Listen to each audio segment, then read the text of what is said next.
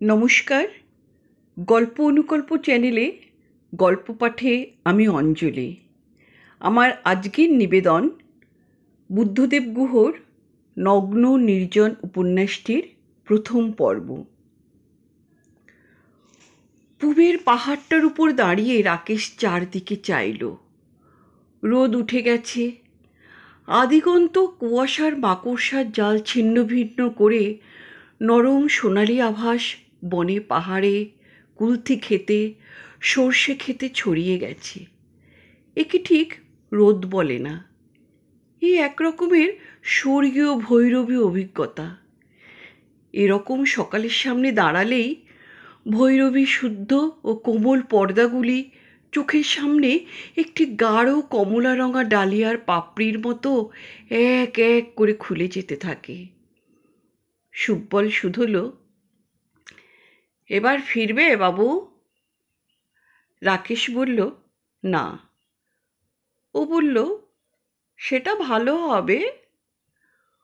চতুর্দিকে শুধু সবুজ সুপুষ্ট প্রায় নিশ্ছিদ্র জঙ্গল, ঘন চুলের মতো ঠাস বুনন, সুগন্ধি। শাল, শিশু, অর্জুন, কুচিলা, নানা রকম বাঁশ, সেগুন এবং আরো অনেক নাম জানা ও অজানা গাছের জঙ্গল। অনেক দূরে নিচে কতকগুলো সেগুন গাছের আড়ালে ঘুমিয়ে থাকা বাঘমুন্ডা গ্রাম দেখা যাচ্ছে। ফরেস্ট বাংলোর সাদা দেওয়ালের পেছনের অংশটুকু দেখা যাচ্ছে শুধু। এই পাহাড়ের পা ছুঁয়ে চলে গেছে কুরাপে যাওয়ার জঙ্গলি পথ। অন্য পথটি গেছে পূর্ণাকোট। পূর্ণাকোটের মোড় থেকে সোজা গেলে টুল্লকা, ডানে গেলে টিকরপাড়া, বায়ে গেলে অঙ্গুল।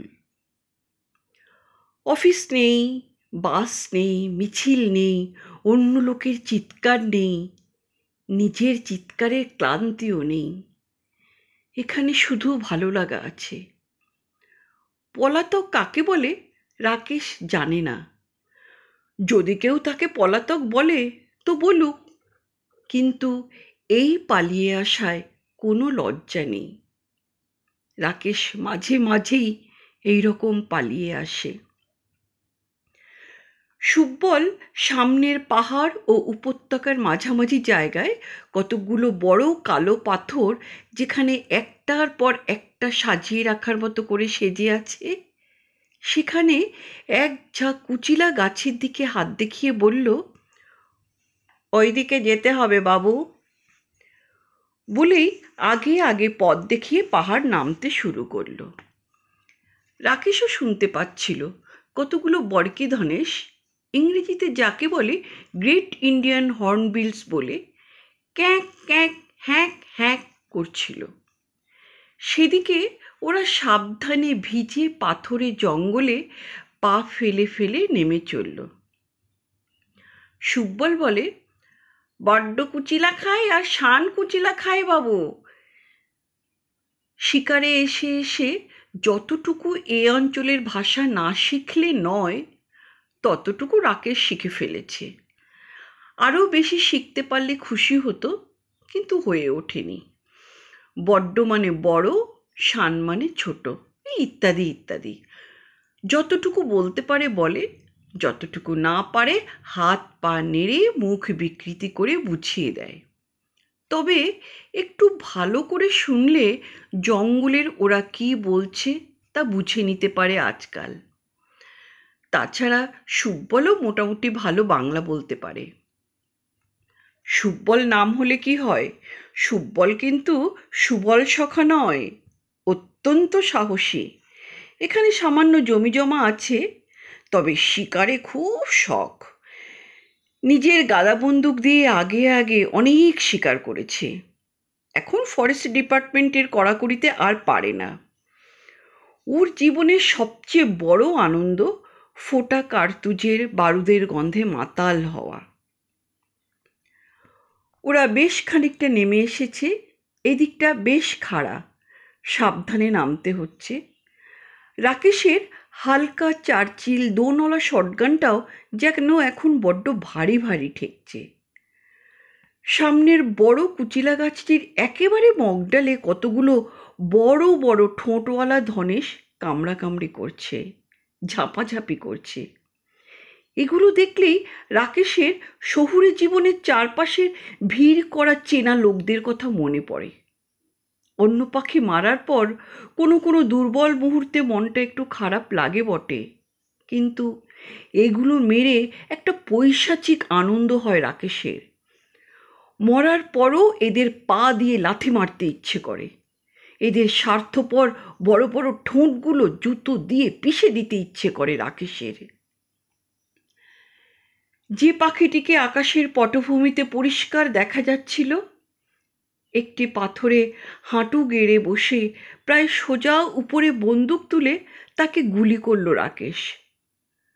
পাখিটা লদ লদ করতে করতে ডালে ডালে ধাক্কা খেয়ে খেয়ে পাথরের উপর আছড়ে পড়ল।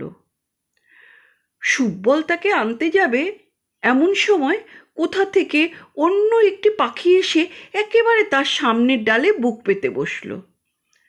গুলির শব্দে সে গাছে সব পাখি উড়ে গেল, অথচ এই পাখিটা অন্য গাছ থেকে উড়ে এসে বসল।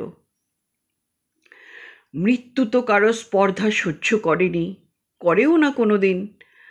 রাকেশ তখনই বন্দুক তুলেই বাঁ দিকের ব্যারেল ফায়ার করল। এতক্ষণ যা সপ্রাণ ছিল, যা সরব ছিল, যা আওয়াজ করে ভবিষ্যময় ছিল, তা নিমেষে নিভে গেল, অতীতে পর্যবসিত হয়ে গেল। ধপ করে আওয়াজ করে নিচে পড়ল। ঠোঁট দিয়ে এক ফোঁটা রক্ত গড়িয়ে পড়ল পাথরে। রাকেশ বন্দুকের ব্রিজটা খুলতেই ফোঁটা টোটাগুলি লাফিয়ে বেরোলো। বারুদের গন্ধ নাকে এলো। সুব্বল টোটাগুলি কুড়িয়ে নিল। যে কোনো সুস্থ স্বাভাবিক হলে হয়তো এমন করতো না, কিন্তু রাকেশ এগিয়ে গিয়ে গল্ফ শুধিয়ে পাখিটিকে উল্টে দিল। ধনেশ চোখ বুজেই ছিল। রাকেশের মুখে কেমন একটা অদ্ভুত, অর্থহীন, অস্বাভাবিক হিমেল হাসি ফুটে উঠল। এবার ওরা দুজনে পাহাড় বেয়ে বেয়ে বাঘমুন্ডা গ্রামের পেছনের জঙ্গলের পায়ে চলা সরিপথ ধরে বাংলোর দিকে আসতে লাগলো। পথের ভারী লাল ধুলো শিশিরে ভিজে ফ্যাকাশে দেখাচ্ছে। বাঁশপাতা থেকে সোদা সোদা গন্ধ বেরোচ্ছে। কতগুলি টুকলি পাখি টাকুরু টুসি করে ছোট্ট ছোট্ট পিয়াশালের চারায় কি এক প্রাণ ভরা আনন্দে ডানা ফরফরিয়ে উড়ে বেড়াচ্ছে। পথের ধুলোয় একটি বড় চিতার হেঁটে যাওয়ার দাগ দেখা যাচ্ছে। পথ ধরে বরাবর সেও বাংলোর দিকেই হেঁটে গেছে, খুব সম্ভবত শেষ রাতে। একদল ঘুঘুগিন্নি জামরগের উপর সাদা ফুটকি ফুটকি বালাপোষ মুড়ে কুলথি ক্ষেতের মাঝে একটি কালো কলা গাছের পাতায় সারি বেঁধে বসে ঘুম ভাঙানো নরম নূপুর বাজিয়ে চলেছে। ঘুঘুর ঘু, গুর্র ঘু, ঘুঘুর ঘু, গুর্র ঘু। ওরা বাংলোর হাতায় ঢুকে পড়ল। পেছন দিক দিয়ে বাংলোটি প্রদক্ষিণ করে সামনে গেল। শ্রুতি ঘুম ভেঙে উঠে বাংলোর হাতায় পায়চিরি করছিল। অর্জুনকে কোথাও দেখা গেল না। রাকেশ পৌঁছেই বলল, চা কোথায়? ঠান্ডায় জমে গেছি তো। শ্রুতি বলল, একদম রেডি।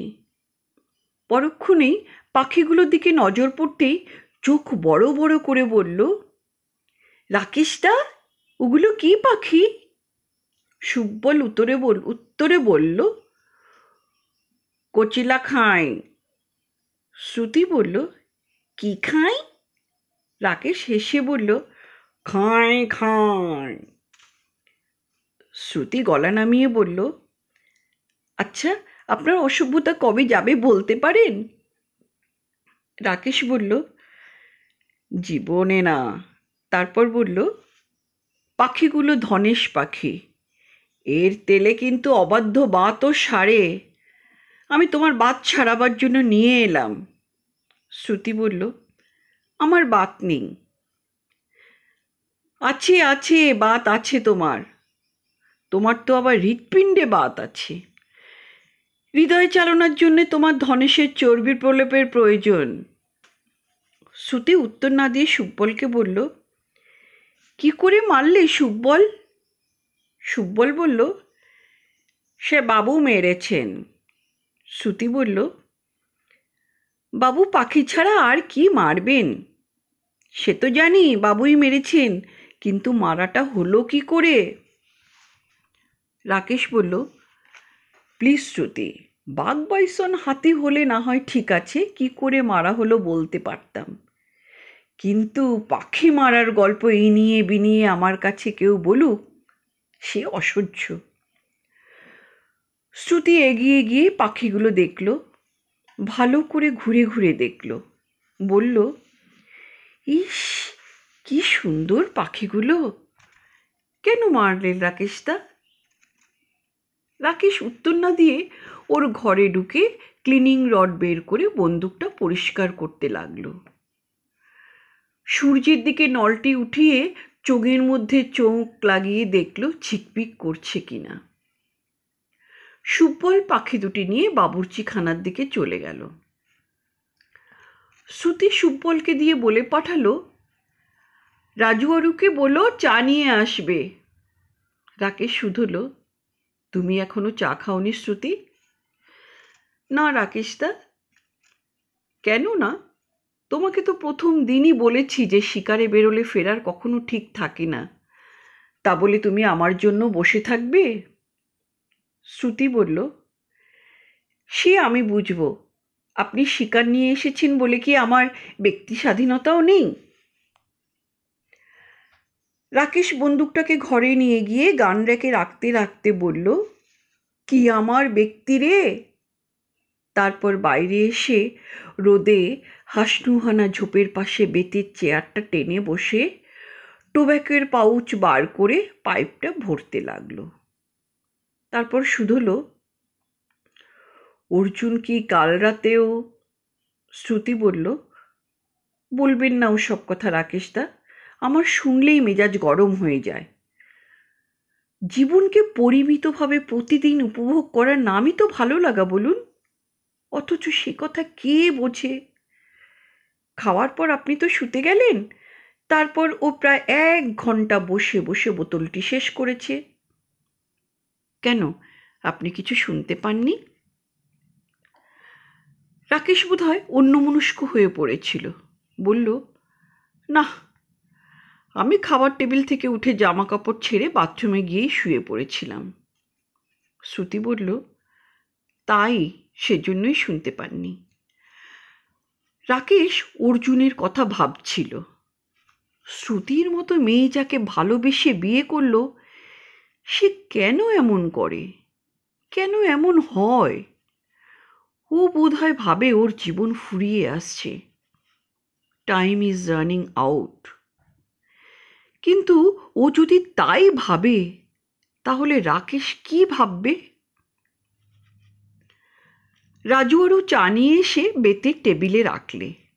শ্রুতি বলল, চাটা একটু ভিজুক, দেখি আর একবার চেষ্টা করে অর্জুনকে ওঠাতে পারি কিনা। বলে শ্রুতি উঠে নুড়ি মারিয়ে ঘরে গেল। ঘরে গিয়ে কি বলল শোনা গেল না, শুধু অর্জুনের রাগ রাগ গলা শোনা গেল, প্লিজ আমাকে ডিস্টার্ব করো না তো। শ্রুতি ফিরে এলো। রাকেশের মনে হলো শ্রুতি বোধহয় অপ্রতিভ বোধ করছে। রাকেশ মুখ নিচু করে পাইপটি ভরতে লাগলো। শ্রুতি টিকোজিটি তুলে নিয়ে বড় চামচে নেড়ে নেড়ে কেতলিতে চায়ের পাতাগুলো নাড়তে লাগলো। তারপর অন্যদিকে মুখ ফিরিয়ে বলল, আপনি আমাকে দেখে মনে মনে হাসেন না রাকেশদা? রাকেশ চকিতে ব্যথিত মুখ তুলে বলল, কেন? তুমি কি আমাকে এতদিনে এই বুঝেছ শ্রুতি? আমার গর্ব আছে, তোমাকে আমার মতো করে এ জন্মে আর কেউ বোঝেনি। তোমাকে আমি দেখি, বুঝি, এবং তাতে তোমার প্রতি আমার ভালো লাগাটুকুই শুধু বাড়ে। তোমাকে ভুল বুঝেছি এমন তো কখনো হয়নি শ্রুতি।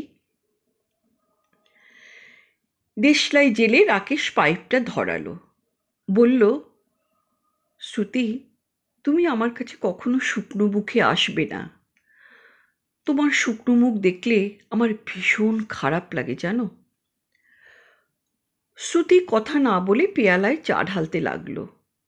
তারপর 1 চামচ চিনি এবং সামান্য দুধ মিশিয়ে পেয়ালাটি রাকেশের হাতে দিল। রাকেশ নিচু হয়ে পেয়ালাটি নিল। শ্রুতি বলল, রাকেশদা, ও কি, আপনার কপালের দুপাশে যে অনেক চুল পেকে গেছে।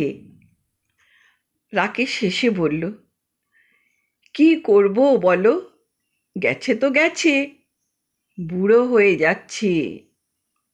শ্রুতি বলল, সে কথা নয় রাকেশদা, দেখতে আসলে ভালো লাগে না তো। কিচ্ছু করার নেই বুঝলে, রুমনি বেঁচে থাকতে এ নিয়ে রোজ চেঁচামেচি করত। রোজ সকালে সন্না নিয়ে আমার চুলের কল্যাণে লাগতো। তাতে আমার যা যন্ত্রণা হতো, তার চেয়ে বার্ধক্যের যন্ত্রণা অনেক ভালো। জানো শ্রুতি, রুমনিটা না একটা পাগলি ছিল, আমার ভারী মিষ্টি ভালো বউ। শ্রুতি অনেকক্ষণ এক দৃষ্টে রাকেশের চোখের দিকে চেয়ে রইল। তারপর বলল, সত্যি, রুমনিদির মতো মেয়ে আমি তো আর দেখলাম না কখনো। কি করে যে কি হয়ে গেল বলুন তো, 2 দিনের মেনিনজাইটিসে কি কেউ মারা যেতে পারে? ভাবা যায় না। আর এত কম বয়সী রুমনিদি। রাকেশ বলল, ওসব কথা থাক শ্রুতি, সব প্রিকন্ডিশনড। কপালে যা আছে, মানে যা ছিল তাই ঘটেছে। শ্রুতি বলল, আপনি কপাল মানেন রাকেশদা? রাকেশ বলল, নিশ্চয়ই মানি, কপাল না মেনে উপায় আছে? কপাল না মানলে তো আমার এত দীর্ঘশ্বাস এই কপালের দোহাই দিয়ে তাড়িয়ে দিলাম। কি করে তাড়ালাম বলো? শ্রুতি নিজের পেয়ালায় চা ঢালল। রাকেশ উঠে আবার ঘরে গেল। ঘরে গিয়ে 475 ডাবল ব্যারেল রাইফেলটি নিয়ে এসে ফ্লানেল দিয়ে মুছতে লাগলো। শ্রুতি বলল, আমি কেবল আপনার বন্দুক রাইফেলের যত্ন দেখি আর ভাবি, জানেন তো রাকেশদা, কথাটা বলতে খারাপ লাগছে, কিন্তু সত্যিই আমি এটাই ভাবি, আমাকে যদি কেউ এমন যত্ন করত। আচ্ছা, ঠাট্টা নয়, এটা তুমি ঠিক বলেছ। জানো, সেনাবাহিনীতে একটা কথা চালু আছে, ওরা বলে, you must keep your rifle as you keep your wife. সত্যি সত্যি সত্যি সত্যি, 3 সত্যি। ওরা চুপচাপ চা খাচ্ছিল। এমন সময় স্লিপিং স্যুট পরেই গায়ে একটি কম্বল জড়িয়ে অর্জুন ঘুম ঘুম চোখে উঠে এসে বারান্দায় দাঁড়ালো। পাতলা ছিপছিপে চেহারা, মাজা মাজা রং, বেশ বুদ্ধিমান মুখ, দুটি বড় বড় অভিব্যক্তিময় চোখ। বলল, বাহ রাকেশদা, আমাকে ফেলেই চা খাওয়া হয়ে গেল। রাকেশ বলল, আরে এসো এসো, এখানে চলে এসো, সবে 1 কাপ খেয়েছি। অর্জুন বাথরুম স্লিপার পায়ে গলিয়ে কম্বল সমেত এসে চেয়ারে বসল। শ্রুতি বলল, ও কি, কম্বল গায়ে কাটিহারের কুলির মতো ঘোরার কি মানে হয়? আহ, কি আরাম বলে দুষ্টুমি করে অর্জুন শ্রুতির দিকে চাইল। এই জন্যই রাকেশের ভালো লাগে অর্জুনকে।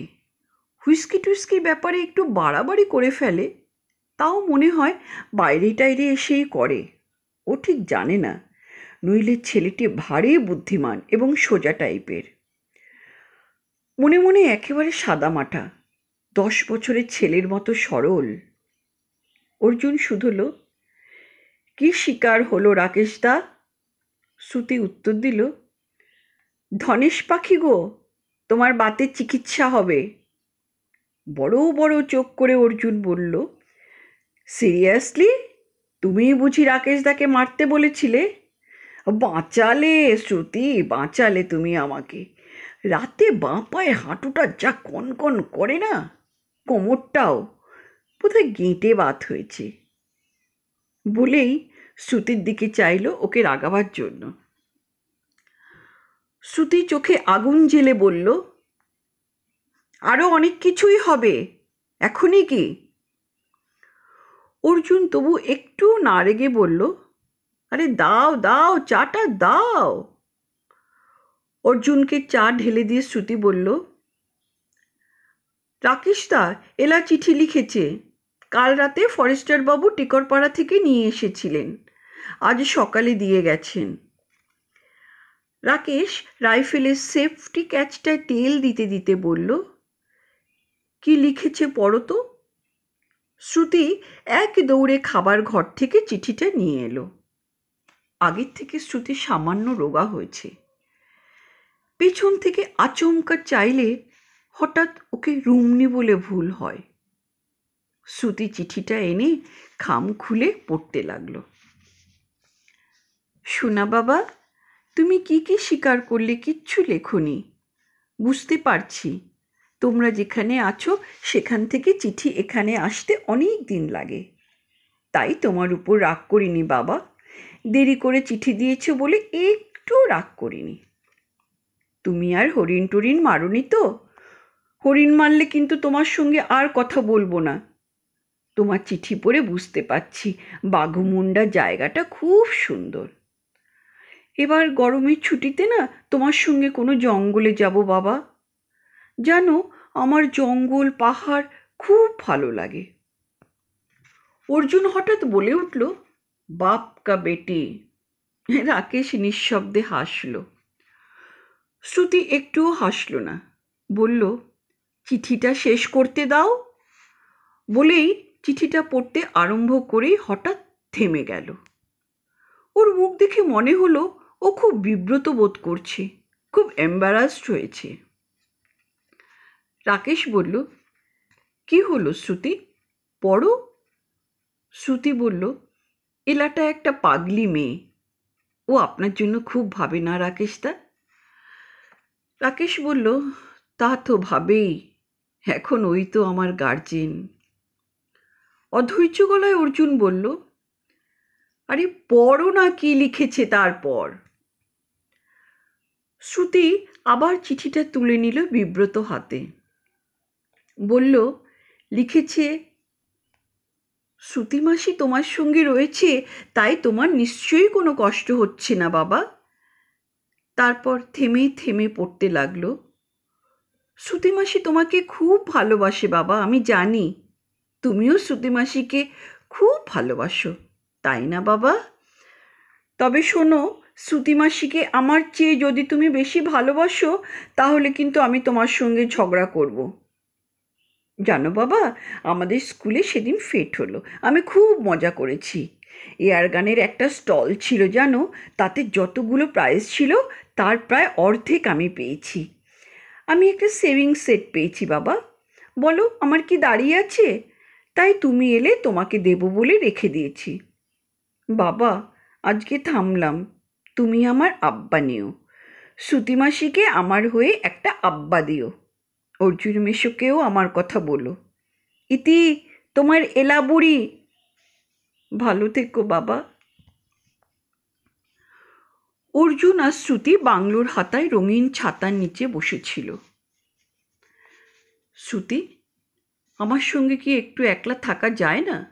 শ্রুতি বলল, আহা ন্যাকা, সবসময় তো তোমার সঙ্গেই আছে। আছো, কিন্তু দায় সারাভাবে। এ আবার কীরকম কথা বলছো? যেরকম কথা সেরকম কথা।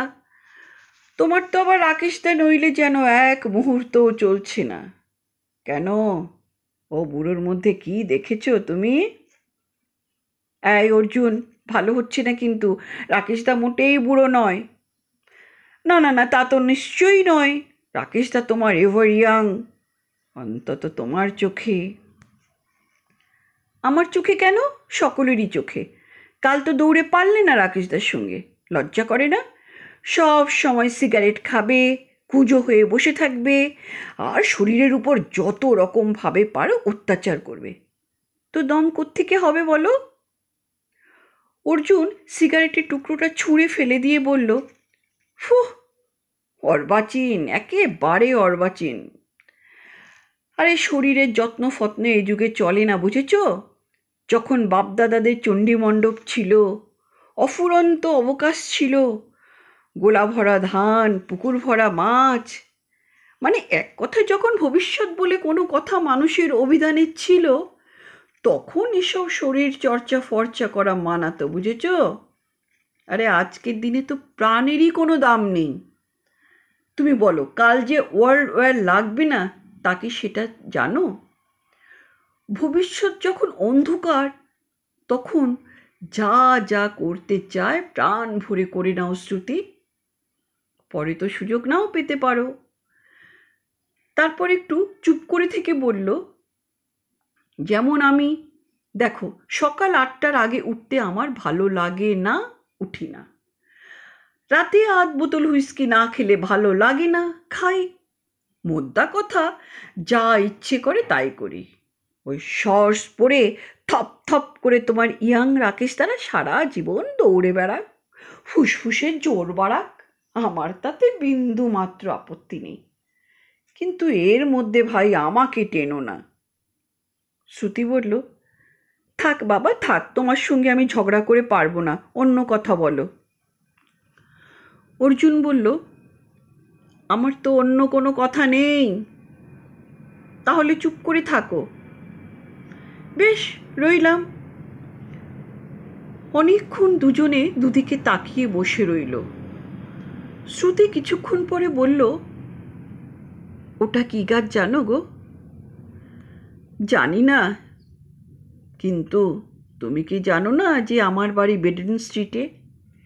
সেখানেই মানুষ হয়েছি। অত গাছ আমি কি করে চিনব বলো? আর বাদর হনুমানও তো নই, বটানিও ছিল না আমার। উফ, তোমার স্বভাবটা দিনে দিনে এমন হচ্ছে না, বলার নয়। অর্জুন বলল, আরে দেখছো একটু আরাম করে রোদে বসে আছি, তো আমার সঙ্গে আমার ভটর ভটর করছো কেন? তোমার রাকেশদাকে ডাকো, কোনটা কি গাছ, শুয়োরের লেজ সোজা না হয়ে বেঁকে থাকে কেন? ওই তাবর তাবর দুরূহ প্রশ্নের সমাধান সব পেয়ে যাবে। আরে যে যা জানে না তাকে সেই সব প্রশ্ন করে লজ্জা দাও কেন? এবার শ্রুতি চেয়ার ছেড়ে উঠে গেল, বারান্দা পেরিয়ে বাংলোয় ঢুকল। কিছুক্ষণ এ ঘর ও ঘর ঘুরঘুর করল। শীতের দুপুরে বাংলোর বড় বড় উঁচু ছাদওয়ালা ঘরগুলোয় ওর ভীষণ একা একা লাগে, কেমন শীত শীত করতে লাগলো। কুঁজো থেকে গড়িয়ে এক গ্লাস জল খেলো। তারপর কুয়োতলার পাশে, যেখানে রাকেশ একটা অশ্বত্থ গাছের গায়ে টার্গেট বানিয়ে .22 পিস্তল নিয়ে প্র্যাকটিস করছিল, পায়ে পায়ে সেখানে গিয়ে পৌঁছল। রাকেশ ম্যাগাজিনটি খুলে গুলি পড়ছিল। মুখ ঘুরিয়ে শ্রুতিকে দেখতে পেয়ে বলল, কি ব্যাপার শ্রুতি, অর্জুন কি আবার ঘুমিয়ে পড়ল নাকি? ঘুমোয়নি রাকেশদা, ওই তো রোদে বসে বই পড়ছে। ও আচ্ছা, বসো। আচ্ছা দেখো, ওই কাটা গাছটার উপরে বসে দেখো তো কেমন মজা। রাকেশ বাঁ হাতটি পেছনে কোমরের উপর রেখে বেঁকে দাঁড়িয়ে ডান হাতটি সোজা সামনে তুলে পর পর 5টি গুলি করল। 4টে গুলি বুলসাইতে লাগলো, অন্যটি বাইরের বৃত্তে। শ্রুতি বলে উঠল, বাহ রাকেশদা, আপনার হাত তো বেশ ভালো। রাকেশ ম্যাগাজিনটা খুলতে খুলতে বলল, দূর পাগলি মেয়ে, এ কি ভালো মারা হলো? যারা পিস্তলে ভালো মারে তাদের মার দেখার মতো। সেবার টোকিওতে ওয়ার্ল্ড শুটিং চ্যাম্পিয়নশিপে একটি ইতালিয়ান ছেলে এসেছিল। বাচ্চা ছেলে, বেশি হলে বছর 20 বয়স হবে। চোখে সানগ্লাস, একটা লাল নাইলনের গেঞ্জি পরে বসে বসে বিয়ার খাচ্ছিল। আর র্যাপিড শুটিংয়ে যেই ওর টার্ন এলো, বিয়ারের গ্লাসটি নামিয়ে রেখে জায়গায় গিয়ে দাঁড়িয়ে 3-4 সেকেন্ডের মধ্যে সব কটি গুলি ছুঁড়ে আবার এসে বিয়ার খেতে লাগলো।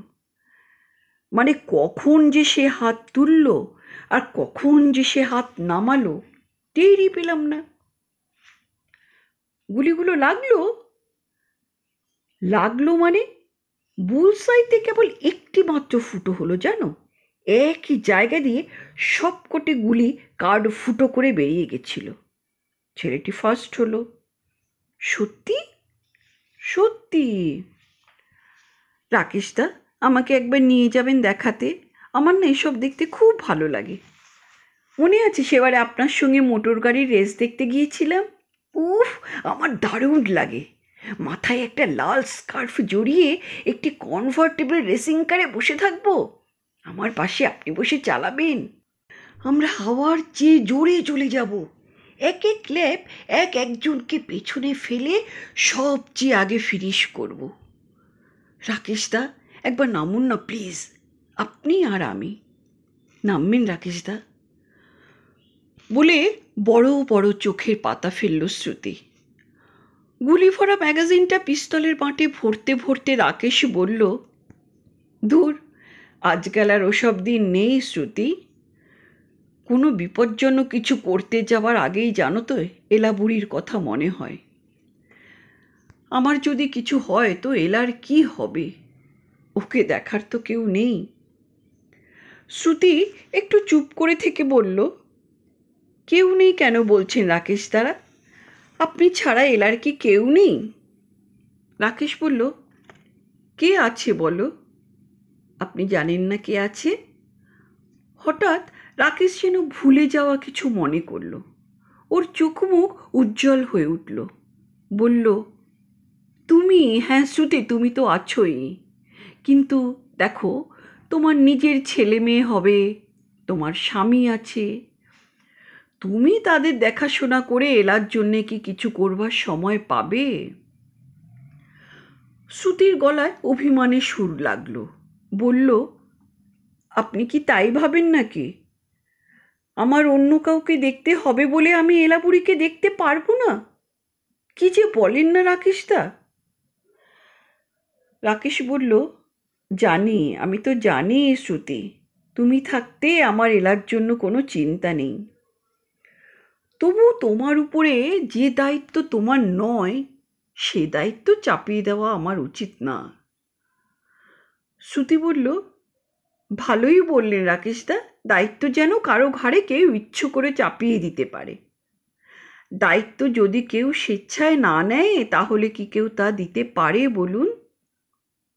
রাকেশ হাসল। বলল, সে কথা ঠিক। জানো শ্রুতি, তুমি যা বলো সব ঠিক। কত মেয়েই তো দেখলাম আজ পর্যন্ত, কিন্তু তোমার মতো ঠিক কাউকে দেখলাম না। তারপর একটু চুপ করে থেকে শ্রুতির চোখে চোখ চেয়ে বলল,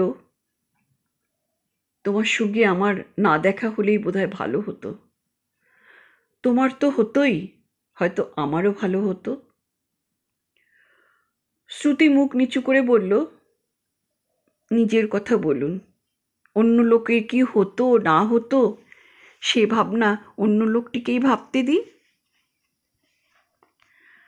রাকেশ এবার সময় নিয়ে ধীরে ধীরে একটি একটি করে গুলি ছুটতে লাগলো। গ্রামের কয়েকটি বাচ্চা ছেলেমেয়ে জড়সড় হয়ে রাকেশের পেছনে দাঁড়িয়ে বসে ওর পিস্তল ছোড়া দেখতে লাগলো। শ্রুতির এ সব কিছু ভীষণ ভালো লাগে। ওর অনেক কিছু ইচ্ছে ছিল। ও ছেলেদের মতো বাধা বন্ধনহীন হবে, টেনিস খেলবে, রোয়িং করবে, কার রেসে কোনো ছোট্ট খয়েরি রেসিং কারে একা একা কোনো কৃষ্ণসার হরিণীর মতো ফার্স্ট হবে। কত কি স্বপ্ন দেখত শ্রুতি, কত কি স্বপ্ন! সেসব স্বপ্ন এক এক করে এখন ফিকে হয়ে যাচ্ছে। রাকেশ তার মধ্যে তবুও এখনো সেই সব স্বপ্ন খানিকটা টুকরো টুকরো হাড়ের মতো মাঝে মাঝে চমকে উঠতে দেখে।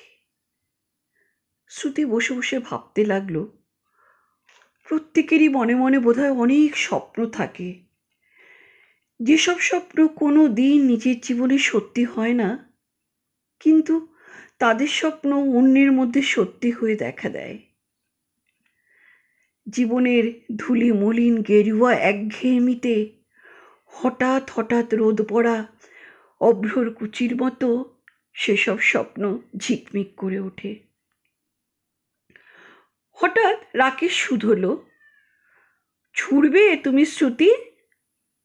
শ্রুতি উঠে দাঁড়ালো, বাচ্চা মেয়ের মতো খুশিতে ঝলমলিয়ে উঠল, বলল, পারবো? নিশ্চয়ই পারবে।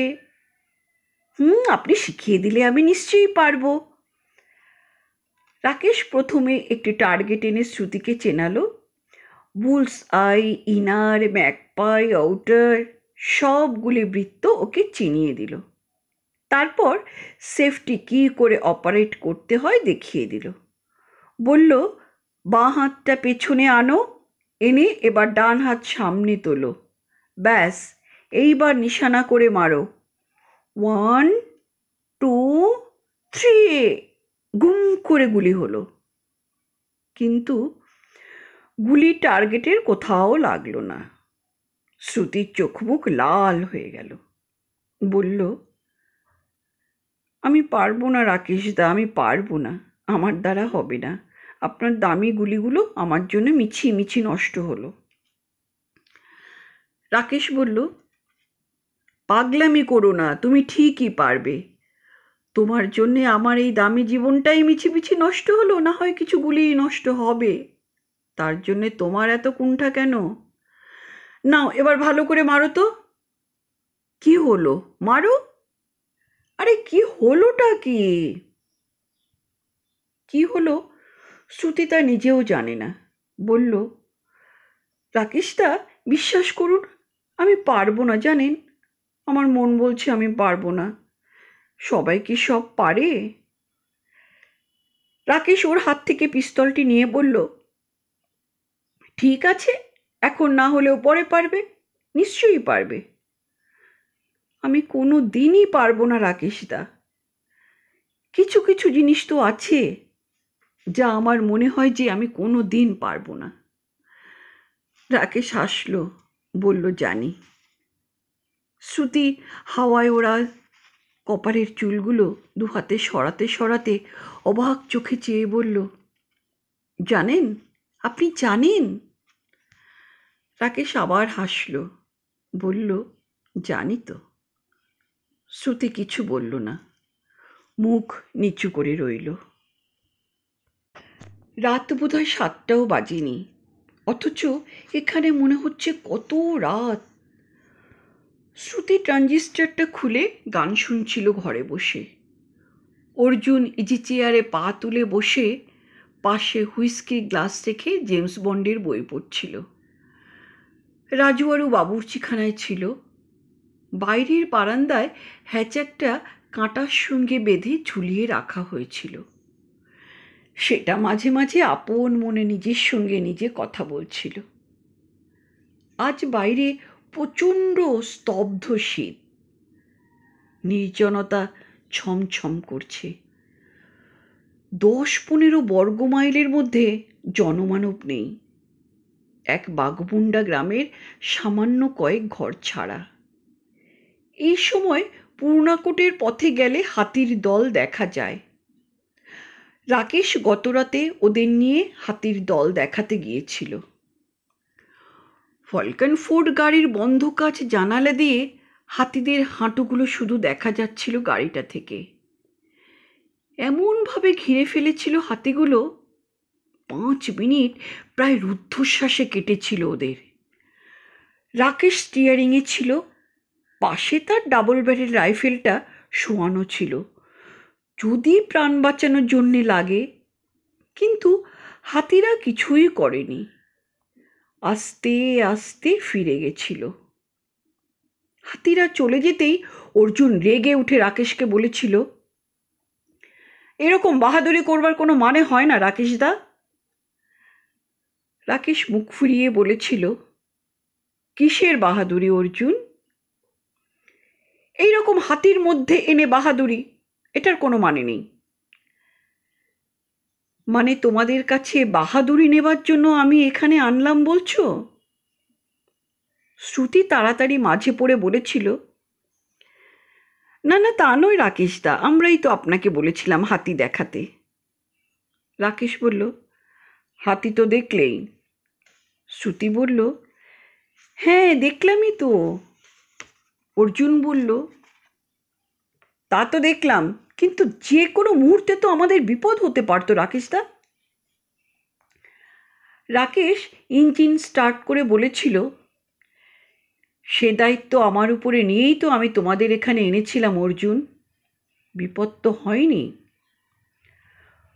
শ্রুতি রাকেশের দিকে টেনে বলল, আসলে ও ভীষণ নার্ভাস হয়ে গিয়েছিল, তাই এখন এরকম উল্টোপাল্টা কথা বলছে রাকেশদা। তখন অর্জুন রাগ রাগ গলায় বলল, না আমি নার্ভাস হইনি, আমি কোনো কিছুতেই নার্ভাস হই না।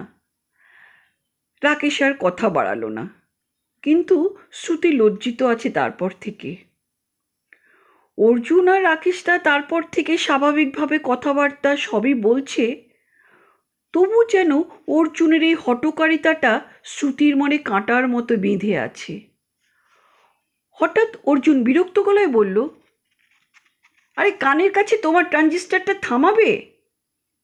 শ্রুতি অবাক হয়ে বলল, আমি তো আস্তে আস্তে শুনছি। না, তবু আমার পড়তে অসুবিধা হচ্ছে। তুমি তো পড়ছো, আমি তাহলে কি করব বলো? তা আমি কি জানি, যাও সুব্বল আর রাকেশদার সঙ্গে মাচায় যাও। শ্রুতি বলল, কাল থেকে তাই যাব, এমন জায়গায় এসে ঘরে থাকার কোনো মানেই হয় না। অর্জুন বলল, আরে বেশ তো, তুমি যাও না, আমি তো তোমাকে বারণ করিনি, বলে একটি সিগারেট জ্বালালো অর্জুন। শ্রুতি রাগ করে রেডিও বন্ধ করে শালটি ভালো করে জড়িয়ে নিয়ে বারান্দায় এসে ধীরে ধীরে পায়চিরি করতে লাগলো। হ্যাজাকের আলোয় বারান্দাটা ভরে আছে, কিন্তু বাইরের অন্ধকার তাতে যেন আরো ভারী হয়ে আছে। বাইরে কত রকম ঝিঝি ডাকছে একটানা ঝুম ঝুম ঝুম ঝুম, ঝিঝির ঝিঝির ঝিঝির। সেখানে পায়চিরি করে বেড়াতে বেড়াতে ভীষণ কান্না পেল শ্রুতির। এ কান্নার কোনো কারণ নেই। একেবারে একা থাকলে মাঝে মাঝে যেমন সকলেরই কাঁদতে ইচ্ছে করে, পুরনো কথা ভেবে কাঁদতে ইচ্ছে করে, নতুন কথা ভেবে কাঁদতে ইচ্ছে করে, পরিণতিহীন ভবিষ্যৎ ভেবেও কাঁদতে ইচ্ছে করে, ওকে সেই কান্নায় পেল। ওর দু চোখ ছলছল করে উঠল। ও ধীরে ধীরে ধীরে ধীরে পায়চিরি করে ওর উদ্গত উদাস কান্নার টুকরোগুলিকে এক রাশ ঝরে পড়া পলাশের মতো পায়ে মারাতে লাগলো।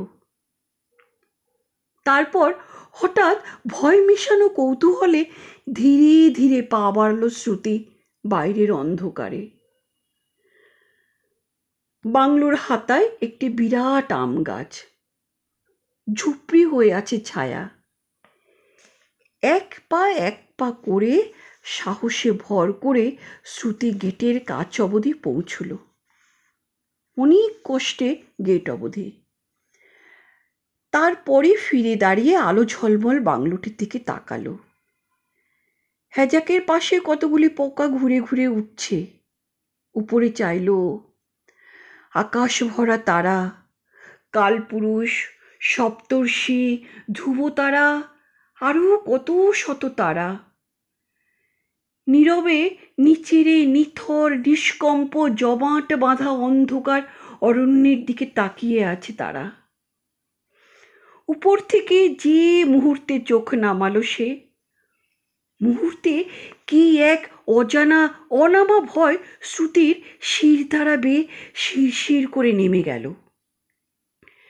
সেই মুহূর্তে শ্রুতির মনে হলো ওর পেছনের বিপুল আদিম অন্ধকার রাশি ওকে সামনের আলোর বৃত্তের দিকে ঠেলছে। সহস্র সহস্র অদৃশ্য শীতল কালো হাতে কারা যেন ওকে সামনের দিকে ঠেলে দিচ্ছে। শ্রুতির ভীষণ ভয় করতে লাগলো। শ্রুতি দৌড়তে এসে বারান্দায় বসে পড়ল এবং ঠিক এই সময় মনে হলো সেই ডাকটা শুনতে পেল শ্রুতি।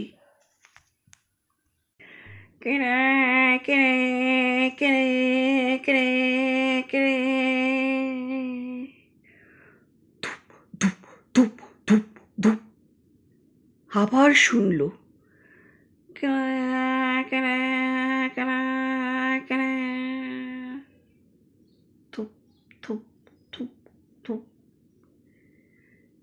সেই তীক্ষ্ণ বাঁশির মতন অদ্ভুত আওয়াজে গায়ে কাঁটা দিয়ে উঠল শ্রুতির। শ্রুতি এক দৌড়ে ঘরে ঢুকেই অর্জুনের পাশে গিয়ে দাঁড়ালো। ওর খুব ইচ্ছে করছিল তখন যে অর্জুনের গা ঘেঁষে বসে। খুব ইচ্ছে করছিল তখন অর্জুন ওকে একটু আদর করুক। কিন্তু অর্জুন বলল, কি হচ্ছেটা কি? ক্লাসটা ফেলবে তো। তারপর শ্রুতির ফ্যাকাশে মুখের দিকে চেয়ে বলল, কি হলো? শ্রুতি বলল, বাগডুম্বা। বাগডুম্বা? সে আবার কি জন্তু? জন্তু নয়, ভূত। ননসেন্স! কোথায় শুনলে এর নাম? রাকেশদা বলেছে। ও রাকেশদা ছাড়া আর কে এমন আজগুবি ভূতের কথা বলবে? বাগডুম্বা। শ্রুতি বলল, আজগুবি নয়, ওই কালাহান্ডিতে যেখানে প্রায় সব বাঘই মানুষ খেকো, সেখানে জানো এই ভূত আছে। ওই যেসব মানুষ বাঘের হাতে মারা যায় তারা সব ভূত হয়ে যায় গো। ওখানকার আদিবাসীরা না তাদেরকে বাগডুম্বা বলে ডাকে। তুমি একটু আগে একটা আওয়াজ পাওনি? শুনতে পাওনি? লক্ষ্য করিনি, আমি তো পড়ছিলাম। কিরকম আওয়াজ? ওই কিরি কিরি কিরি কিরি কিরি ধূপ ধূপ ধূপ ধূপ কিরকম একটা আওয়াজ করছিল জানো? শ্রুতিকে এমন অদ্ভুত আওয়াজ করতে শুনে অর্জুন হো হো করে হেসে উঠল। কেমন আওয়াজ? ঠিক করে বলো। কিরি কিরি কিরি কিরি কিরি ধূপ ধূপ ধূপ ধূপ ধূপ। শ্রুতিকে এমন অদ্ভুত আওয়াজ করতে শুনে অর্জুন হো হো করে হেসে উঠল। নিজেও একবার বলল, কিরে কিরে কিরে কিরে কিরে ধপ ধপ ধপ ধপ ধপ। ফুলে ফুলে হাসতে হাসতে বলল, সত্যি শ্রুতি, তুমি ধন্য বটে। তোমার রাকেশদাও ধন্য। আমাকে এখান থেকে যাবার আগে না তোমরা দুজনে মিলে পাগল করে ছাড়বে। শ্রুতি বলল, এতে হাসির কি আছে অর্জুন? তুমি তো জানো আমি দাদাকে দিয়ে সোনপুরের মহারাজাকে লিখিয়ে একথা যে সত্যি তা জেনেছি। সোনপুরের মহারাজা বীরপ্রতাপ সিং দেও, উনি তো দাদার বন্ধু। অর্জুন বলল, তিনি কি বলেছেন? ভূত আছে? না, তিনি তা বলেননি। বলছেন যে স্থানীয় আদিবাসীরা ওরকম যে বলে তা সত্যি। তবে আদিবাসীরা বললেই কি বাঘে মারা মানুষ ভূত হয়ে যাবে? আরে ও নিশ্চয়ই কোনো প্যাঁচা ট্যাঁচার ডাক। শ্রুতি বলল, আমি ওসব জানি না গো, এইমাত্র আমি ওই রকম ডাক শুনলাম বাইরে। এখনো আমার বুকটা কীরকম করছে দেখো। অর্জুন হুইস্কির গ্লাসটা হাতে তুলে বলল, দেখেছি বলে চোখ দিয়ে কি একটা বলল শ্রুতিকে। শ্রুতি বলল, তুমি একটি জঙ্গলি, খালি এই সবই জানো। তারপরে আর কোনো কথা হলো না ওদের। শ্রুতি কেবল ভাবতে লাগলো, এই অন্ধকারে তারা ভরা আকাশের নিচে ঝিঁঝি ডাকা বাগডুম্বার আওয়াজ ভরা রাতে মাচায় নিশ্চল হয়ে বসে থেকে বাঘকে চিতার জন্য অপেক্ষা করা না জানি কেমন এক অভিজ্ঞতা। খুব ইচ্ছে করে শ্রুতির একবার সেও ওই মাচায় বসে। জীবনে এমন অভিজ্ঞতার সুযোগ তো রোজ রোজ আসে না। আস্তে আস্তে রাত বাড়ছে। সেই বিকেলে রমরমে রোদ থাকতে থাকতে একটি সাদা পাঁঠার গলায় দড়ি বেঁধে রাকেশ আর সুব্বল রাইফেল কাঁধে চলে গেছে কুরাপের পথের দিকে। চিতার চলাচলের পথে ওরা নাকি বসবে পাঁঠাটি বেঁধে। কখন ফিরবে ওরা কে জানে। শ্রুতি ভাবছে, বসে বসে নানান কথা ভাবছে শ্রুতি। এমন সময় পাহাড় কাঁপানো দূরাগত একটি রাইফেলের আওয়াজে গুমগুমানি বাংলোর ঘরের ভেজানো দরজা পেরিয়ে এসে পৌঁছল। শ্রুতি বলল, ওরা নিশ্চয়ই কিছু বেড়েছে। অর্জুন বলল, হবে হয়তো, নতুবা নিজেরাই মরেছে। শ্রুতির চোখের আগুন জ্বলে উঠল। বলল, তার মানে? মানে আবার কি? আরে বাঘ শিকার কি চারটিখানি কথা? It's an adventurous sport. মারো কিংবা মরো। নইলে এত কেন বাহাদুরি নেয় তোমার রাকেশ দ্বারা? আর কিছুক্ষণের মধ্যেই ওরা অনেক লোকের গলার আওয়াজ শুনতে পেল। রাকেশের উঁচু গলা শুনতে পেল। সে বলল, আম গাছের নিচে নামিয়ে রাখো, ওখানে চামড়া ছাড়াবো। শ্রুতি আর অর্জুন বারান্দায় বেরিয়ে বারান্দা থেকে নেমে বাংলোর পেছনে এসে দাঁড়ালো। দেখলো দুটি 5 ব্যাটারির টর্চের আলো অন্ধকার চিরে চিরে এদিকে ওদিকে লাফিয়ে পড়ছে। সুব্বল চেঁচিয়ে বলল, দিদিমণি, এতদিনে একটা হলো। শ্রুতি চেঁচিয়ে শুধলো, কি পেয়েছো? ওরা সমস্বরে বলল। কেউ বলল পেন্ড্রা, কেউ বলল চিতা। প্রকাণ্ড চিতাটিকে এনে হ্যাচাগের আলোয় ওদের জন্য 5 মিনিট রাখা হলো। তারপর আম গাছ তলায় নিয়ে গিয়ে রাখলো ওরা। হঠাৎ ভিড়ের মধ্যে সাদা পাঁঠাটাকে দেখে শ্রুতির খুব আনন্দ হলো। তাহলে চিতাটা অবলা ঝিপটিকে মারার আগেই রাকেশ দ্বারা চিতাটিকে মেরে ফেলেছে। হ্যাজাকটা বারে বারে নিভে আসছিল।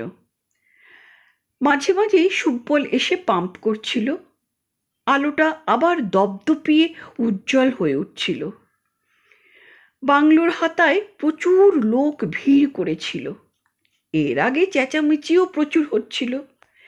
এখন একটু চুপচাপ, কেবল মাঝে মাঝে টুকরো টুকরো কথা। দুর্গা আর গঙ্গাধরের চিতার গায়ে ছুরি চালানোর নরম ফচফচ আওয়াজ ছাড়া কিছুই শুনতে পাচ্ছিল না।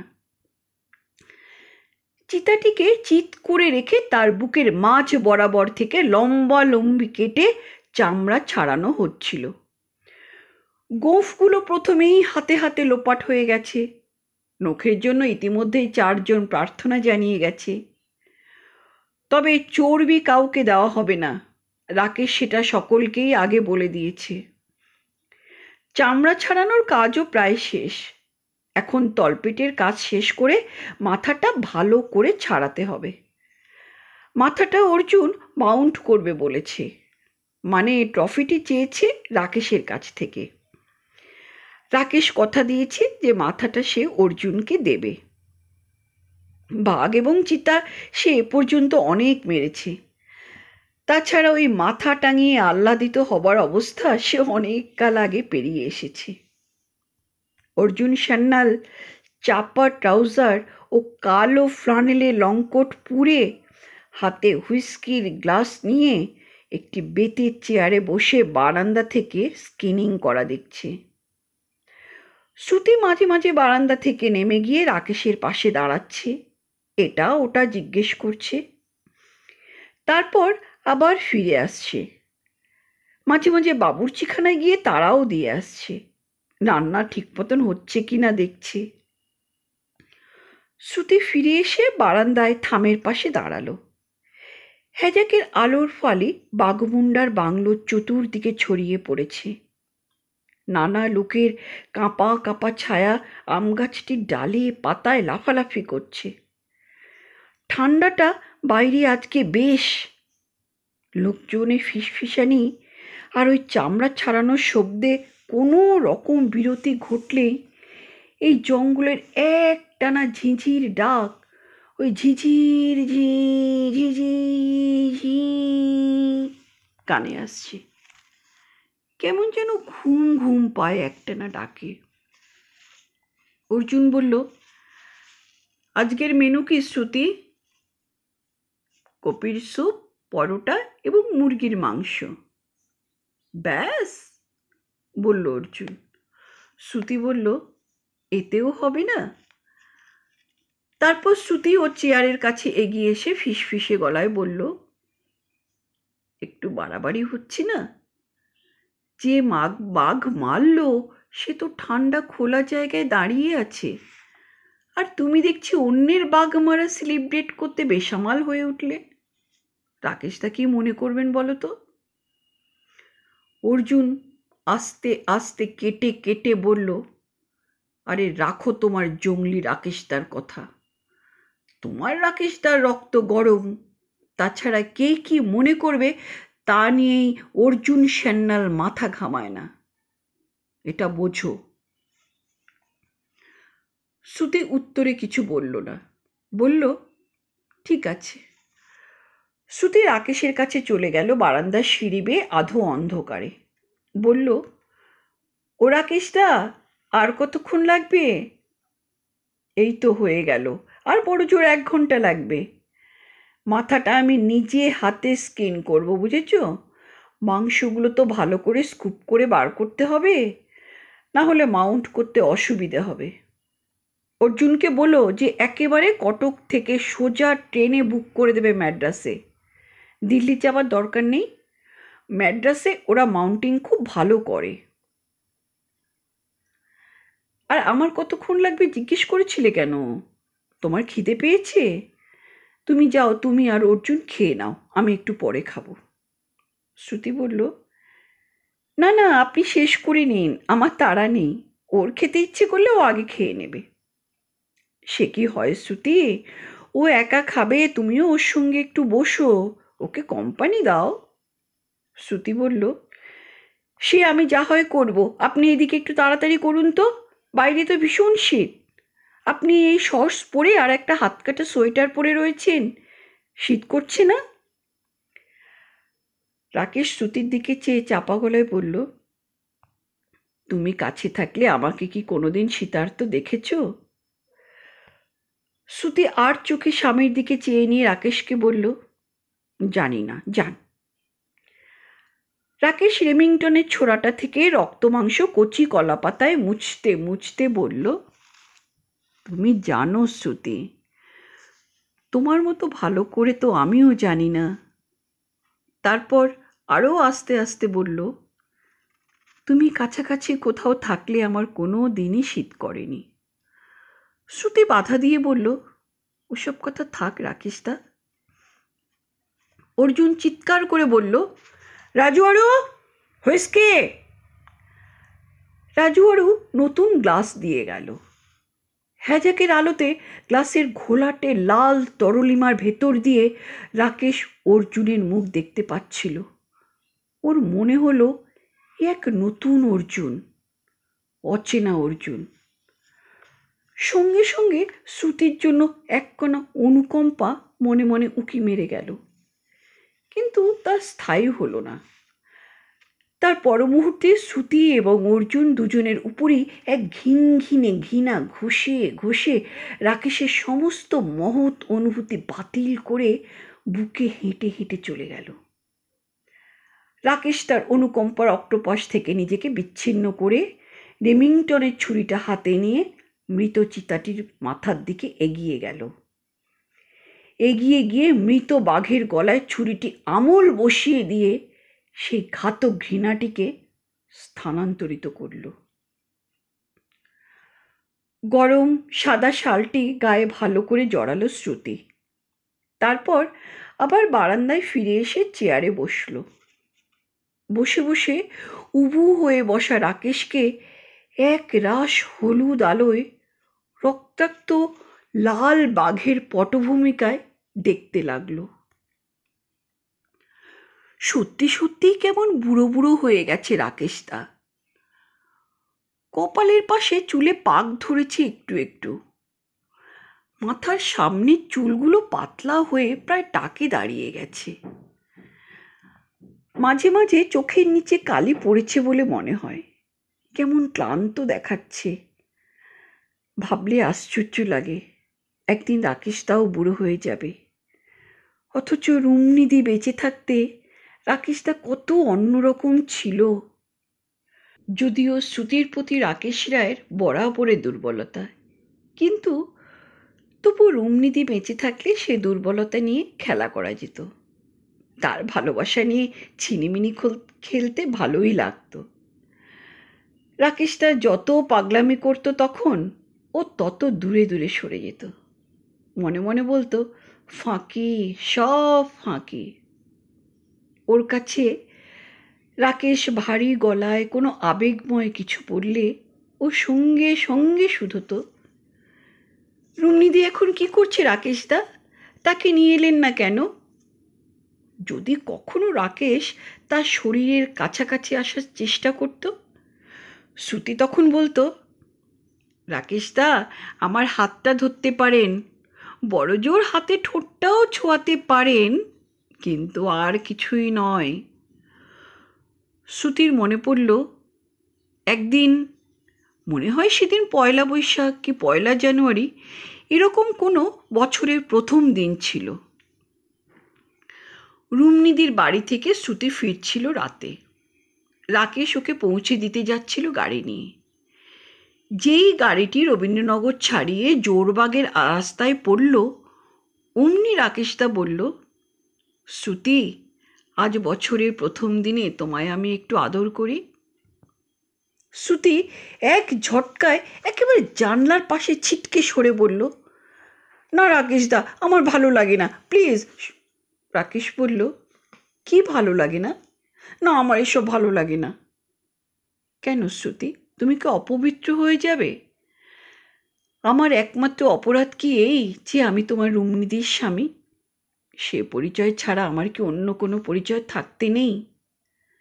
আরে আমার তো কোনো অন্তরঙ্গ একান্ত সত্তাও থাকতে পারে, যে আমি কারো নই, যে আমি একার, শুধু আমার একান্ত একার। আমার ভালো লাগার, আমার ভালোবাসার, আমার কান্নার কারণ আমি, সেই আমি কি কেউ নই? যেহেতু আমি তোমার পরিচিত কারো স্বামী, সেই জন্যই কি আমার সমস্ত ব্যক্তিগত সম্পর্ক বাতিল করে ফেলতে হবে? উকিলের সঙ্গে মক্কেলের যে সম্পর্ক, ডাক্তারের সঙ্গে রোগীর যে সম্পর্ক, আমার সঙ্গে তোমার সেরকম সহজ অথচ গোপন কোনো সম্পর্ক কি থাকতে পারে না শ্রুতি? সব সম্পর্কই কি মন্ত্র পড়ে রেজিস্ট্রি করে করতে হয়? সমাজের অনুমোদন ছাড়া কি কিছুই দেওয়া যায় না? অন্ধকারে, চোখের জলে কেউ কি কারোকে ভালোবাসতে পারে না শ্রুতি? অস্বস্তি ভরা গলায় শ্রুতি বলেছিল, অত আমি জানি না রাকেশদা, আমার এসব একদম ভালো লাগে না। হাতটা ধরতে পারেন, বড় জোর ঠোঁটও ছোঁয়াতে পারেন, কিন্তু আর কিচ্ছু নয়, আর কিছু নয় রাকেশদা, প্লিজ বুঝুন। রাকেশ চুপ করে রইল। তারপরও হয়তো শ্রুতির হাত ধরত, হয়তো হাতে অন্যান্য দিনের মতো অবুঝ আবেগে নির্লজ্জের মতো ঠোঁট ছোঁয়াত। কিন্তু তার আগেই শর্মিলার সঙ্গে দেখা হয়ে গেল। ট্যাক্সির জন্য দাঁড়িয়েছিল সে পথে, হয়তো রাকেশেরই দুর্ভাগ্যের প্রতীক হয়ে। শ্রুতি বলল, একটু দাঁড়াবেন রাকেশদা? রাকেশ দাঁড়ালো। শ্রুতি শর্মিলাকে দরজা খুলে তুলে নিয়ে বলল, চল, তোকে রাকেশদা নামিয়ে দেবেন। রাকেশের সঙ্গে শর্মিলার আলাপ করিয়ে দিল শ্রুতি। তারপর জোর বেগে একসময় শ্রুতিদের বাড়ির সামনে গাড়ি দাঁড়ালো।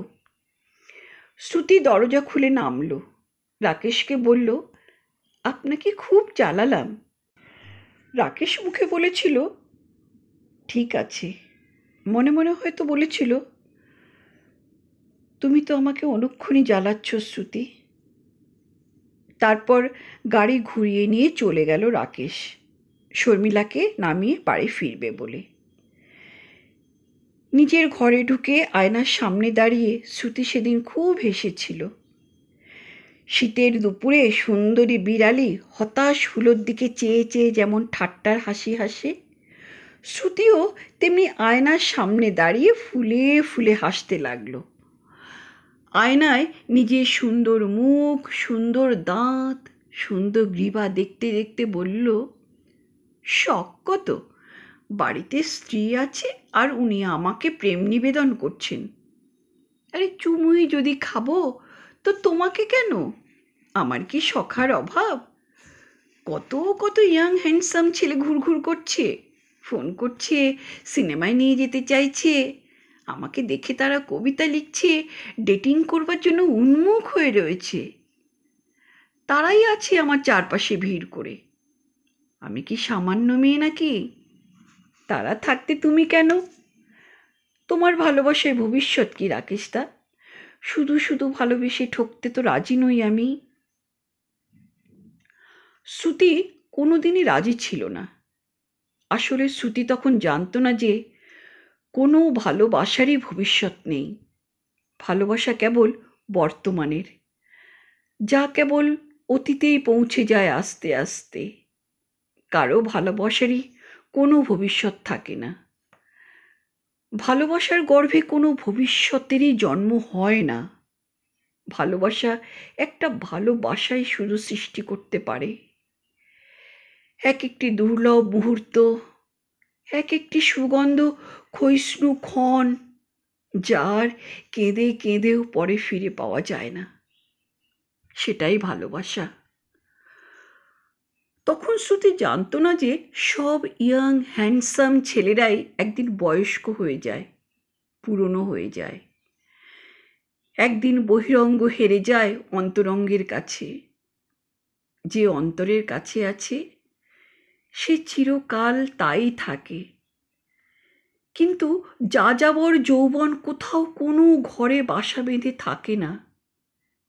একদিন ছিল যেদিন রাকেশ তাকে অনেক কষ্ট দিয়েছে শ্রুতি। তার অবুঝ ভালোবাসা নিয়ে অনেক হেলাফেলা করেছে নিষ্ঠুরের মতো। সেদিন কিন্তু শ্রুতি বুঝতে পারেনি যে তার ফিগার বরাবরই এমন থাকবে না, তার চাউনিতে বরাবর এত আগুন থাকবে না, তার অস্তিত্ব চিরকালই এমন করে সকলের মনে মনে উষ্ণতার উচ্ছ্বাস বয়ে আনবে না। তখন অনেক কিছু জানত না শ্রুতি। যা শেখানো হয়েছিল তাই শিখেছিল। শ্রুতি শিখেছিল নারী শরীরের মতো অমোঘ এবং নিরুপদ্রব পবিত্রতা আর কিছু নেই। কিন্তু আজকাল রাকেশ তাকে দেখলে বড্ড মায়া হয় শ্রুতির, কষ্ট হয়। রুমনিধি মারা যাবার পর থেকে বড় কান্না পায় রাকেশ তার জন্য। কেউ দেখাশোনার পর্যন্ত নেই। অফিস করেন, বাড়ি আসেন, আর বাড়ি বসে কী যে করেন তা উনিই জানেন। বন্ধু বান্ধব বলতে কিচ্ছু নেই। শখের মধ্যে এই শিকার, তাও খুব কমই আসেন আজকাল। বনে জঙ্গলে রাইফেল নিয়ে ঘুরে বেড়ান, শুধলে হাসেন, বলেন, এক সোনার হরিণীর প্রেমে পড়েছে শ্রুতি। যেদিন তার অনেক ছিল সেদিন তাকে সহজে হেলা করা যেত, তাকে ছেলে মানুষ আখ্যা দিয়ে হেসে উড়িয়ে দেওয়া যেত, তাকে পাগল বলা যেত, তাকে ইমোশনাল বলা যেত। কিন্তু আজ যে তার কিছুই নেই। শুধু তাই নয়, শ্রুতির প্রতি তার মনোভাব সেদিনও যেমন ছিল আজও তেমন আছে, একটুও বদলায়নি। এইটি ভেবেই মাঝে মাঝেই আশ্চর্য হয়ে যায় শ্রুতি। এ জগতে এ কী করে সম্ভব হলো? অথচ শ্রুতি রাকেশ তাকে কি দিয়েছে? কিছুই না, কিচ্ছু না, শুধু তিক্ত রিক্ততা ছাড়া কিছুই তো সে দিতে পারেনি। অথচ আজ তার দেবার মতো কিছু নেইও। রুমনিধি হঠাৎ ম্যানিনজাইটিসে মারা যাবেন, তাই বা কে ভেবেছিল? তিনি অনেক দিন ধরে কোনো বড় অসুখে ভুগলে শ্রুতি হয়তো রাকেশ তার এই অবুঝ ভালোবাসার দাম দিতে পারত। যদি সে জানতো রুমনিধি বরাবর রাকেশ তার জীবনে থাকবে না, তাহলে সে হয়তো নিজেকে রাকেশ তার জন্য প্রস্তুত করতে পারত ও অপেক্ষা করতে পারত। কিন্তু ব্যাপারটা এমনই হলো যে কিছুই আর করার রইল না। শ্রুতির বিয়ের 1 বছর পর হঠাৎ মারা গেল রুমনিধি। রাকেশদা পাগলামি করে, সত্যি কথা, অনেক পাগলামি করেছে শ্রুতির সঙ্গে, কিন্তু রুমনিধির মৃত্যুর পর আর কখনো তেমন পাগলামি করেনি, মুখেও বেশি কথা বলেনি। শুধু চোখে যতটুকু ভালোবাসা দেখানো যায় তার সর্বস্ব দিয়ে শ্রুতির জন্য যা করা যায় তাই করেছে। তার বেশি এক কণাও রাকেশ তার শ্রুতির কাছে চায়নি। এর যে সম্ভ্রান্ত ব্যবহার শ্রুতির অভিধানে জানা নেই। কিন্তু আজ তো শ্রুতির হাত পা বাঁধা, ইচ্ছে করলেও তার আজ উপায় নেই কিছু দেবার। অর্জুনকে সে দেখে শুনেই বিয়ে করেছিল। শর্মিলার বার্থডে পার্টিতে আলাপ, ওর ফার্স্ট কাজিন। দিল্লির বড় এক কোম্পানির সেলস নাম্বার 2 অর্জুন। নিজের গাড়ি আছে, জোরবাগে ফ্ল্যাট আছে, ভালো চাকরি আছে। তাছাড়া অর্জুনের বয়স অল্প, শ্রুতিরই সমবয়সী। সুন্দর চেহারা, দারুণ শৌখিন এবং প্রচণ্ড স্মার্ট। শ্রুতির প্রথম দিন দেখেই মনে হয়েছিল জাস্ট ইরেজিস্টেবল, তাই বিয়ে করেছিল। সুখী না হবার তো কোনো কারণ ছিল না। জীবনে সুখী হবার মতো সমস্ত উপকরণই তার ছিল, কিন্তু যে কোনো কারণেই হোক হয়তো সুখী হওয়া হলো না শ্রুতির এই জীবনে। অর্জুনের জন্য সে সব কিছু করে, আইনত বিবেকানুগতভাবে সে তার সব কিছু করতে বাধ্য, করেও। কিন্তু রাকেশদার জন্য সে কিছুই করতে পারে না। সে জানে তার করা উচিত নয়। তাই আজকের এই উড়িষ্যার সুগভীর জঙ্গলে বাঘমুন্ডার বাংলোয় বসে ঝিঁঝি ঝিঁঝি রবের পটভূমিতে মৃত বাঘের মুখের সামনে উবু হয়ে বসা অসহায় বিপত্নিক দুর্দম রুক্ষ রাকেশের জন্যে দুঃখ পাওয়া ছাড়া আর কিছুই করার নেই শ্রুতির। হ্যাজাকের আলোয় এক দৃষ্টে তাকিয়ে থাকতে থাকতে ওর চোখ ঝাপসা হয়ে এলো। হঠাৎ দেখল, তা বিশ্বাস হলো না শ্রুতির। ও চোখ কচলে নিল। তবু ওর মনে হলো যে রাকেশদা বাঘের মাথার কাছে ঝুঁকে বসে আছে। তার মাথার সমস্ত চুল সাদা, 2 হাঁটুর মাঝে তার মাথা নিচু হয়ে ঝুলে পড়েছে। সে রাকেশদা যেন হাত জোর করে শ্রুতির কাছে কি ভিক্ষা চাইছে, ভিক্ষা চাইছে যা ও কোনো দিন তাকে দিতে পারবে না, দিতে পারেনি। কটক থেকে ফুটুদা, বৌদি, শেলি ও মকাকে নিয়ে এসেছিলেন টিকরপাড়ায় উইকেন্ড কাটাতে। সঙ্গে ঢেঙ্কানাল থেকে পোড়া পিঠে নিয়ে এসেছিলেন অনেক, ভারী উপাদেয় বস্তু। অর্জুন আর শ্রুতি অনেকগুলো খেলো। বুঝতে পারছে রাকেশ যে অর্জুনের এই বনবাস তেমন ভালো লাগছে না। দিল্লির পার্টি করা ছেলে, আজ কারো স্ট্যাগ পার্টি তো কাল বিয়ার পার্টি, পরশু ককটেল, নইলে কোথাও হই হই করা। ওর জীবনটা একটা টপ গিয়ারে ফেলা ইঞ্জিন হয়ে গেছে, কেবল গতি চায়। একটি বিশেষ বেগের কমে চলতে গেলেই ওর মনের ইঞ্জিনটা কট কট কট কট আওয়াজ করে প্রতিবাদ জানায়। তাতে কোনো দোষ নেই। নিজের যা ভালো লাগে তা যে অন্যেরও ভালো লাগাতে হবে এমন তো কোনো কথা নেই। যে যেমনভাবে আনন্দ পায়। এই দুদিনের জীবনে আনন্দিত হয়ে বেঁচে থাকলেই হলো। বাঘমুন্ডার এই শান্ত নির্লিপ্ত, এখানে সবুজ শালীনতা, স্নিগ্ধ আশ্চর্য জীবন, জঙ্গলের জাদু সব মিলিয়ে রাকেশের নিজের বড় ভালো লাগে। এমনকি বাংলো থেকে না বেরোলেও ভালো লাগে। পুরনো বাংলোর শাসি ভাঙা ঘরের চৌপাইয়ে শুয়ে শুয়ে জানলা দিয়ে আকাশ দেখা যায়। কত রকম ফুলের গন্ধ নাকে আসে। বাগানের বড় বড় ডালিয়াগুলোর আড়ালে আড়ালে যে মৌটুসি পাখিরা দুপুরের রোদে লুকোচুরি খেলে, তা দেখতেও বড় ভালো লাগে। পাশের সেগুন জঙ্গল থেকে মোষের গলার কাঠের ঘণ্টার গম্ভীর ডুংডুঙানিভাবে আওয়াজ ভেসে আসে।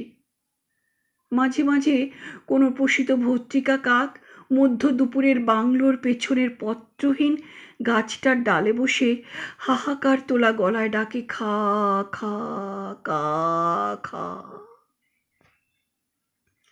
দগদগে লাল টাগরায় মুখ হাঁ করে রোদ লাগায়।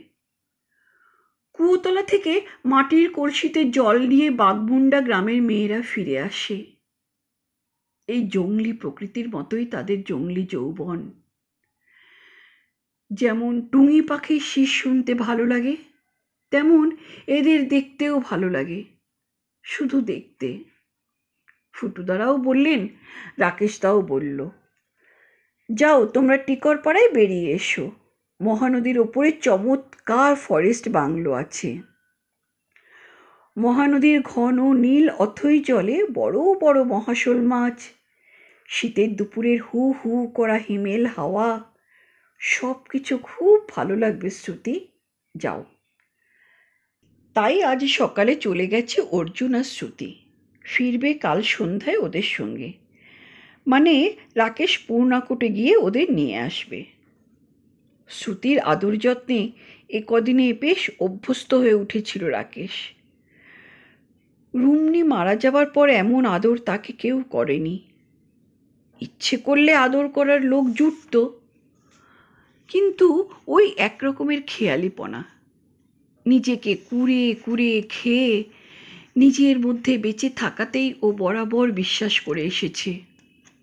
নিজের মনের দেরাজের এক একটি ড্রয়ার খুলেছে, আবার চাবি বন্ধ করেছে।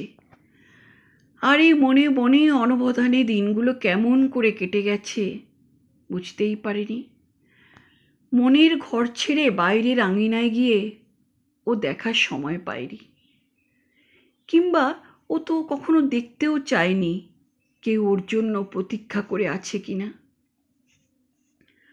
রুমনির মতো করে রাকেশকে আর কেউ ভালোবাসেনি, বাসতে পারবেও না কোনো দিন, এমনকি শ্রুতিও না। রুমনি রাকেশের স্ত্রী বলে নয়, স্ত্রী তো ঘরে ঘরে সব লোকেরই থাকে। সে এক আশ্চর্য সুরেলা সুগন্ধি মেয়ে ছিল। রুমনির মৃত্যু তার মধ্যের একটি অন্যতম আনন্দের উৎসকে শুকিয়ে দিয়ে গেছে। সে গাছে আর ফুল ফোটে না, পাখি বসে না। যে দু জায়গায় পাখির জন্য মোষ বাঁধা হয়েছে, সে দু জায়গায় মোষের জন্য জল ও খাবার দিতে গেছে সুব্বল, এবং দেখে আসতে গেছে বাঘে মোষ মেরেছে কিনা। এখন কিছু করার নেই। ব্রেকফাস্টের পর বারান্দায় বসে অনেকক্ষণ চুপচাপ পাইপ খেয়েছে। তারপর জামা কাপড় পরেই কম্বল ঢাকা বিছানায় শুয়ে পড়েছে রাকেশ। শুয়ে শুয়ে চৌপায়ায় শুয়ে শুয়ে রাকেশ ভাবছিল অনেক কথা, পুরনো কথা, ওর বিয়ের কথা, রুমনির মৃত্যুর কথা। রাকেশ ভগবান নয়। মাঝে মাঝেই এই সত্য, এই রাতের পর রাত নিঃসঙ্গ নির্জনতা, যা কেবলমাত্র কোনো সৎ শীতল বিপত্নিকের পক্ষে অনুভব করা যায়, তা অসহ্য হয়ে ওঠে। অনেক সময় অনেক কিছু করতে ইচ্ছে হয়, যা করতে ওর রুচি, ওর বিবেক ও স্মৃতি বারণ করে, যার ফলে নিজের বিরুদ্ধে বিদ্রোহ করে কোনোদিন তেমন কিছু করা হয়ে ওঠেনি। রাকেশের জীবনে গর্ব করার আর কিচ্ছু নেই, কেবল এটুকু ছাড়া সে স্ত্রীর স্নিগ্ধ স্মৃতিকে যথার্থ মূল্য দিয়েছে, স্বীকৃতি দিয়েছে। ভালোবাসা যে কি তা আজ অবধি রাকেশ জানল না। সে কি শরীর? কোনো শরীরকে একান্ত করে চাইবার বিমুগ্ধ বাসনার আর এক নামই কি ভালোবাসা? ভালোবাসা কি শুধুই শরীর নির্ভর? কি জানি, মাঝে মাঝে মনে হয় শরীরটাই সব নয়। যাকে ও চায় তার শরীরটাও চায়, কিন্তু যার তার শরীর দিয়ে বিশেষ একজনের শরীরের স্বাদ তো মেটে না। তাছাড়া শরীর তো ঝুমঝুমির মতো, দুদিন বাজালেই পুরনো হয়ে যায়, ললিপপের মতো বেশি খেলেই দাঁত শিরশির করে। শরীরটা নিশ্চয়ই কিছু, কিন্তু কখনোই সব কিছু নয়। শুধু শরীর দিয়ে এই নগ্ন নির্জনতা কখনোই ভরানো যায় না। রুমনির কথা মনে পড়ে। এইরকম উদাস একলা ভরন্ত সকালে রুমনির কথা মনে পড়ে। কনট প্লেসে ওর জন্য রুমনি অপেক্ষা করত। রজনীগন্ধার মতো ছিপছিপে রুমনি। দূর থেকে চশমা নাকে ওকে কেমন ভারিক্কি দিদিমণি দেখাতো। কিন্তু কাছে গেলেই রুমনি স্বর্ণলতার মতো নুয়ে পড়ত, খুশিতে উজ্জ্বল হয়ে উঠত। তখন ওকে দেখে মনে হতো রাকেশের ঋজুসত্তা আশ্রয় করেও বেঁচে থাকবে। এতদিন অপেক্ষা করেছিল সেই সব দিন, হারিয়ে যাওয়া সেই সব স্বপ্ন ভরা দিন। স্মৃতিও যেন আজকাল আর তেমন প্রখর নেই। রুমনির মৃত্যু প্রায় 4 বছর হয়ে গেল। এলাবুড়ি তখন 7 বছরের। মুসৌরির স্কুলে বোর্ডিংয়ে দিয়েছে রাকেশ মেয়েকে। রুমনির বড় স্বাদ ছিল যে ওর জীবনে যা কিছু অপূর্ণতা সমস্ত সে এলার মধ্যে সার্থকতা দিয়ে ভরে দেবে। মেয়ের মতো বিয়ে করবে এলাকে। রাকেশ জানে না এলা তার মৃতা মায়ের ইচ্ছা অনুযায়ী ভালো হবে কিনা। ও চেষ্টা করবে এই পর্যন্ত, কিন্তু রাকেশ আর কিচ্ছু আশা করে না। সে অনেকবার আশা করেছিল, নানা রকম আশা করলেই আশাভঙ্গতার দুঃখ বড় কঠিন হয়ে বুকে বাজে। রুমনি তো আর নেই, এটা সত্যি কথা। আকাশের আশ্বাসে তাকিয়ে ভোরের বাতাসে অনেক কাঁদলেও সে আর ফিরে আসবে না। তবু তার ভালোবাসা আছে, বুকু ভরে আছে যে ভালোবাসা, মৃত্যুর শেষ দিন অবধি সে বয়ে বেড়াবে। রাকেশের মনে হয় একবার কাউকে তেমন করে ভালোবাসলে, কারো ভালোবাসা তেমন করে পেলে, সে ভালোবাসা নিশ্চয়ই সারা জীবন থাকে। যাকে ভালোবাসা যায় সে দূরে যেতে পারে, মরে যেতে পারে, কিন্তু ভালোবাসা কেউ ভোলে না। তা সব সময় বুকের মধ্যে ঘুঘুর গানের মতো ঘুমিয়ে থাকে। সুব্বল ফিরে এসে বলল, মোষ দুটো বহাল তবিয়তে আছে, তবে একটি মোষের 50 গজের মধ্যে দিয়ে বাঘ হেঁটে গেছে, মোষকে ধরেনি। রাকেশ বিছানা ছেড়ে উঠল। রাজুবাবুকে বলল একটু কফি দিতে। তারপর 475 ডাবল ব্যারেলটাকে নিয়ে বাইরে রোদে এসে বসল। নতুন রাইফেল, নতুন মানে নতুন কেনা, আসামের চা বাগানের জেরি ক্যালানের কাছ থেকে কেনা, কাস্টম বিল্ট এনগ্রেভিং করা সুন্দর রাইফেল। এ দিয়ে নাকি জেরি অনেক হাতি মেরেছে আসামে। সুব্বল বলল, বাবু সে গণ্যটা মারিবে নি? এখানে আসা থেকে সুব্বল পেছনে লেগেছে বাইসনটা মারার জন্য। বাইসনটা গুন্ডা, 500 টাকা পুরস্কার ঘোষণা করা আছে বাইসনটার মাথার উপর। রাকেশ বলেছিল ওটি মারতে পারলে পুরস্কারের টাকাটা সুব্বলকে দিয়ে দেবে। সে কারণে বেশ কিঞ্চিত উৎসাহ থাকলেও বাইসন শিকারের শখও প্রবল সুব্বলের, কারণ সে শিকারী। সেই পরিচয়ই ওর কাছে মুখ্য। রাকেশেরও ঠিক অনিচ্ছা ছিল না। দিনের বেলায় পায়ে হেঁটে গুন্ডা বাইসন মারার মধ্যে বেশ একটা শিভেলরি আছে, একটা ভালো লাগা আছে। সে বাইসন তিনজন ফরেস্ট গার্ডকে গাছের সঙ্গে থেতলে দিয়েছে। এমনকি সেদিন পূর্ণাকোটে লোক ভরা বাসের পেছনেও নাকি শিং উঁচিয়ে তেড়ে গেছিল। কাজেই এটা একটা চ্যালেঞ্জ, বাইসনটাকে মারতেই হবে। যেটুকু শিভেলরি ওর এখনো অবশিষ্ট আছে, কিংবা ও দেখাতে পারে, এই জঙ্গলে পাহাড়ে এসে রাকেশ দেখায়, নিজেও দেখায়। নিজে যে একেবারে ক্লিব হয়ে যায়নি, ঘুষ আর চাকরি রক্ষার বিনিময়ে সবাই যে সব সময় বুকে হেঁটে হেঁটে চলে না, লাথি খেয়ে অপমান সয়ে সকলেই যে মুখ নিচু করে থাকে না, এই সব বোধগুলি তার এই জঙ্গলে এলে ফিরে ফিরে আসে। মাথার শিরা উপশিরা দপদপিয়ে বেড়ায়। তাই ও রাইফেল হাতে পায়ে বাঘ বাইসনের মুখোমুখি হতে ভালোবাসে। তাই ও রাইফেল হাতে এইসব বাঘ বাইসনের মুখোমুখি হতে ভালোবাসে।